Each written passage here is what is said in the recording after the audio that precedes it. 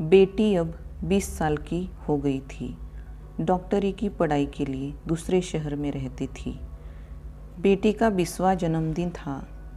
पिता ने सोचा बेटी के जन्मदिन पर उसको सरप्राइज़ दूंगा। बेटी अपने दोस्तों के साथ एक होटल में बर्थडे मना रही थी। अचानक जानी पहचानी आवाज़ आई, जन्मदिन मुबारक हो बेटा। पापा को सामने देखकर उनके साधारण से कपड़े, पाँव में एक पुरानी चप्पल, हाथ में एक झोला देखकर बेटी शर्मिंदा हो गई। उसने अनदेखा किया। उसके सारे दोस्त पूछने लगे, कौन है ये और यहाँ पार्टी में क्या कर रहे हैं। बेटी ने पहचानने से इनकार कर दिया। दोस्तों से कहने लगी, मैं नहीं जानती इन्हें।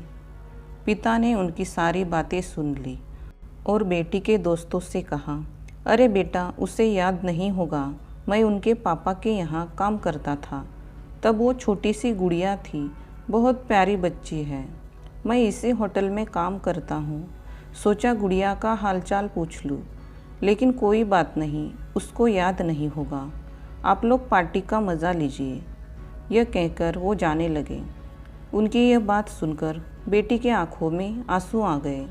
उसने पापा के पाँव पकड़े और माफ़ी मांगने लगी।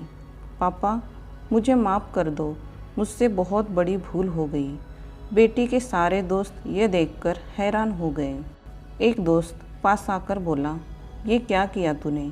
अपने पापा को पहचानने से इनकार क्यों किया? वो जैसे भी हैं तुम्हारे पापा हैं। इन्हीं की वजह से आज तुम यहाँ पर हो।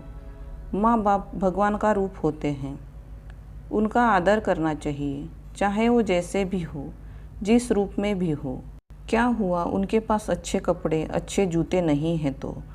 बच्चों को अच्छा जीवन देने के लिए माँ बाप खुद का जीवन दांव पर लगा देते हैं। वो खुद के लिए कुछ नहीं लेते, पर बच्चों को कुछ भी कम पड़ने नहीं देते।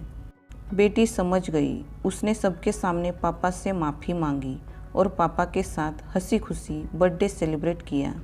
अगर आपके माता पिता भी गरीब हैं या उनका जीवन स्तर अच्छा नहीं है, तो भी आपको उनका सम्मान करना चाहिए।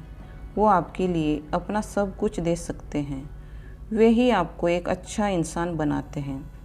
इसलिए हमें अपने माँ बाप को हमेशा प्यार और सम्मान देना चाहिए। धन्यवाद।